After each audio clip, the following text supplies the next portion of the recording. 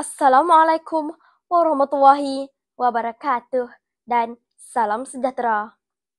Saya Sarah Nur binti Abdul Muttalib dari Sekolah Kebangsaan Ibo, Kemaman, Terengganu.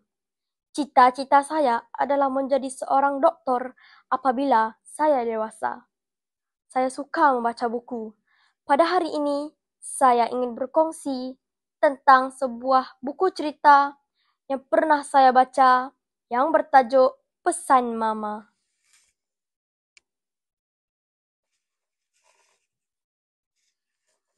Buku ini ditulis oleh Melin Melinda dan mempunyai 152 halaman bercetak. Pesan Mama mengisahkan tentang seorang kanak-kanak lelaki yang bernama Haziq yang berusia 9 tahun yang sering bertelagah dengan adik perempuannya yang bernama Nur Nadra Aira yang berusia 5 tahun. Sebagai seorang abang, ada kalanya perasaan terusik seperti dipinggirkan oleh mama dan ayah kerana terpaksa beralah. Pernah suatu ketika, kesabaran Haziq teruji apabila adiknya merosakkan barang kesayangannya. Justru, mama selalu menyampaikan pesan-pesanan kepada Haziq untuk mendidiknya menjadi anak yang baik dan menurut kata. Pesanan-pesanan mama ini amat bermanfaat kepada kita semua.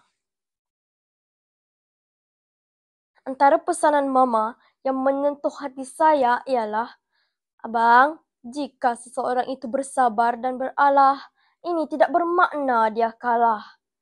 Tetapi sebaliknya dia merupakan seorang pemenang kerana berjaya melawan hasutan iblis dan syaitan yang sentiasa mahukan umat Nabi Muhammad SAW terjerumus ke dalam hasutannya. Apa yang Haziq lalui sebenarnya adalah sebahagian apa yang saya lalui. Ada kalanya saya merasa marah apabila saya terpaksa beralah dengan adik saya.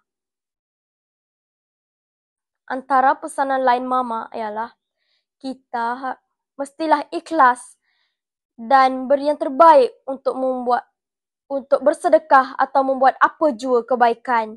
Kerana apabila kita ikhlas membuat apa jua kebaikan, hati kita akan tenang. Apabila hati kita tenang, hidup kita menjadi lebih bahagia. Hakikatnya, dalam perhubungan adik-beradik, tidak salah pun untuk kita mengalah agar hubungan persaudaraan kekal selama-lamanya. Kerana air dicincang tidak akan putus. Iktibar yang boleh kita dapati dalam pesan mama ini ialah janganlah kita bergaduh sesama adik-beradik. Kerana kita dilahirkan daripada rahim seorang ibu yang sama. Dan kita juga hendaklah saling sayang menyayangi agar hubungan persaudaraan tidak terputus. Sikap bertanggungjawab, rajin, suka tolong-menolong, bertolak ansur dan bekerjasama adalah kunci kebahagiaan sesebuah keluarga.